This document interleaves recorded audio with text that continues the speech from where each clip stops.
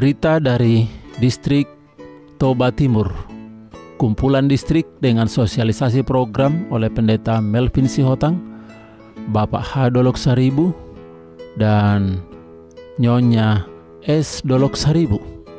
Saat ini juga Pendeta Nikodemus Ginting. Umat-umat Tuhan sangat bersuka cita karena kumpulan distrik ini diselingi dengan lagu-lagu pujian dari berbagai jemaat yang ada di distrik Toba Timur. Sosialisasi program oleh Pendeta M. Tambunan dan Pendeta Amron Situmorang. Saat yang indah ini juga diadakan penyerahan anak dari keluarga Pendeta Wan Riono Sihotang, diserahkan kepada Tuhan supaya Tuhan memberkati anak ini menjadi anak kebanggaan keluarga dan kemuliaan bagi nama Tuhan. Dilanjutkan dengan pelayanan khotbah firman Tuhan disampaikan oleh Bapak H. Dolok Saribu, Bendahara Daerah Sumatera Kawasan Utara. Firman Tuhan yang disampaikan sungguh luar biasa, yang menguatkan iman umat-umat Tuhan dan memotivasi umat Tuhan agar bersemangat di dalam pekerjaan pelayanan Injil.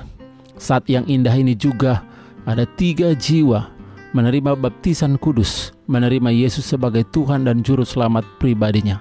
Setelah jamuan kasih makan siang, dilanjutkan dengan pemberian surat baptisan, Alkitab dan lagu Sion kepada jiwa-jiwa baru yang menerima baptisan. Acara berjalan dengan baik. Inilah tim kumpulan distrik dari daerah Sumatera Kawasan Utara yang melayani di distrik Toba Timur. Umat Tuhan sangat bersuka cita. Sebagai ucapan terima kasih, Bapak J. Tambunan memberikan apresiasi melalui cenderamata mengucapkan terima kasih kepada pimpinan daerah Sumatera Kawasan Utara dan tim yang sudah mensosialisasikan program tahun 2022 dan memberikan motivasi semangat untuk pekerjaan penginjilan.